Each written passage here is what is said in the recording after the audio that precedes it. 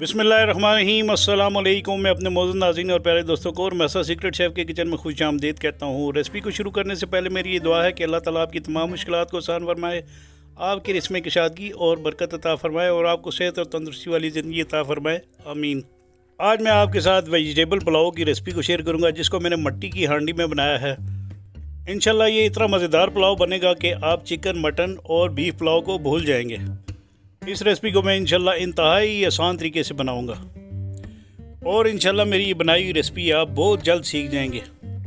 आपसे रिक्वेस्ट है कि मेरी इस बनाई गई रेसिपी को एंड तक ज़रूर देखिएगा। तो चले आए स्टार्ट करते हैं इस रेसिपी को। बिस्मिल्लाहिर्रहमानिर्रहीम। सबसे पहले मैंने एक मिट्टी की हांडी ले ली है। इसमें तकरीबन आधा कप के बराबर ऑयल डालकर इस ऑयल को मैंने गर्म कर लेना है। इसके बाद आपने इस मिट्टी की हांडी में स्लाइस कटा हुआ जो है ऑनियन जो आधा कप के बराबर है ये डाल लेना है और इसके बाद आपने इसको थोड़ा सा सोते करने के बाद आपने इसको कवर कर लेना है। कवर करने के बाद 3 से 4 मिनट गुजरने के बाद प्याज थोड़ा सा लाइट ब्राउन कर लें आप। और इसके बाद आपने इसके अंदर अदरक लहसुन जो है 1 खाने के चम्मच के बराबर डालना है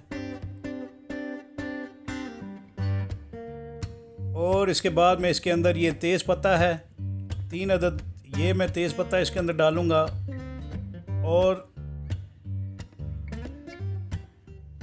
काली इलायची है मोटी, ये आपने 2 अदद इसके अंदर डालकर, ये दालचीनी जो एक बड़ा टुकड़ा था इसके मैंने पीस इसके अंदर डाल दिए हैं और ये खुशबू के लिए सब्ज़ इलायची हैं 3 अदद, ये इसके अंदर डालकर आपने इसके अंदर जलवतरी डालनी है और काली मिर्चें 1 चाय के चम्मच के बराबर डालकर आपने इसके अंदर ये स्टार अनीस जिसको बादियान के फूल कहते हैं ये 3 अदद डाल देने हैं और इनको आपने अच्छे तरीके से पकाना है ताकि इनकी खुशबू आना शुरू हो जाए।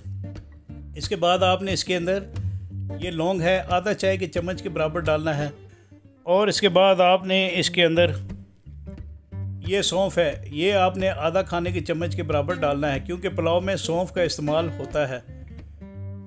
तो जब ये हल्का सा प्याज लाइट ब्राउन हो जाए तो आपने इसके अंदर 1.5 कप के बराबर क्यूब कटी हुई गाजरें डाल लेनी हैं और इसके बाद आपने इसके अंदर आलू जो है जो तकरीबन 1.5 कप के बराबर क्यूब कटे हुए हैं ये डालकर आपने इसके अंदर मटर जो है ये भी 1.5 कप के बराबर डाल लेने हैं और इनको आपने अच्छे तरीके से 3 से 4 मिनट तक फ्राई कर लेना है। फ्राई करने के बाद आपने इन वेजिटेबल में तकरीबन 1.5 खाने के चम्मच के बराबर नमक डाल लेना है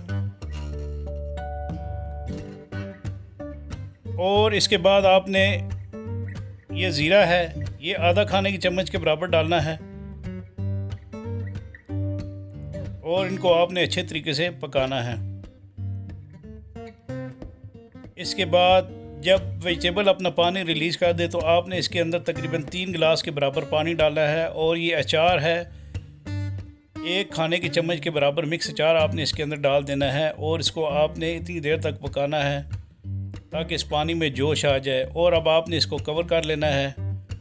इसके बाद ये मेरे पास चावल हैं तकरीबन 3 पाव के बराबर, इनको मैंने अच्छे तरीके से वॉश कर लिया था, 3 दफ़ा धोया था और 40 मिनट के लिए आपने इनको पानी में भिगो कर रखना है। इसके बाद में ये ढक्कन उठाकर जब पानी में जोश आ जाए तो ये जो चावल हैं जो आपने तकरीबन 40 मिनट तक सोख करके रखे हुए थे पानी में ये आपने इसके अंदर डाल देने हैं और इनको आपने इस तरह मिक्स कर लेना है।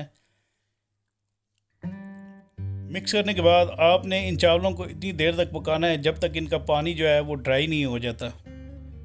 तो इसी दौरान में इसके अंदर तकरीबन 2 खाने के चम्मच के बराबर जो है पुलाव मसाला वो डाल दूंगा और ये धड़ा मिर्च है 1 खाने के चम्मच के बराबर ये आपने इसके अंदर डालकर आपने इसमें ये 3 अदद हरी मिर्चें ये डाल देनी हैं और इसको आपने अच्छे तरीके से मिक्स करना है। मिक्स करने के बाद ये काली मिर्चें जो है जो बहुत ही मेरी फेवरेट है ये आधा खाने की चम्मच के बराबर इसमें डाल दें। इससे ये होगा कि खाने में इंशाल्लाह यानी चावलों में बहुत ही ज़बरदस्त सा टेस्ट इसके अंदर आएगा। तो आप चाहे तो आप लेमन जूस का इसमें इस्तेमाल कर सकते हैं क्योंकि मैंने इसमें अचार डाल दिया है, इमली का पानी भी आप इसमें डाल सकते हैं। तो इस तरह ये पानी जो है चावलों का थोड़ा सा ड्राई हो चुका है और इसके बाद ये बटर पेपर है मेरे पास, आप चाहे तो एलुमिनियम फाइल से भी इसको कवर कर सकते हैं, लेकिन मेरे पास ये बटर पेपर था, ये 2 अदद मैंने लेकर इस तरह साइडों से इसको कवर कर लूँगा और इन चावलों को मैं तकरीबन 25 से 28 मिनट तक दम लगाऊंगा लो मीडियम हीट पर।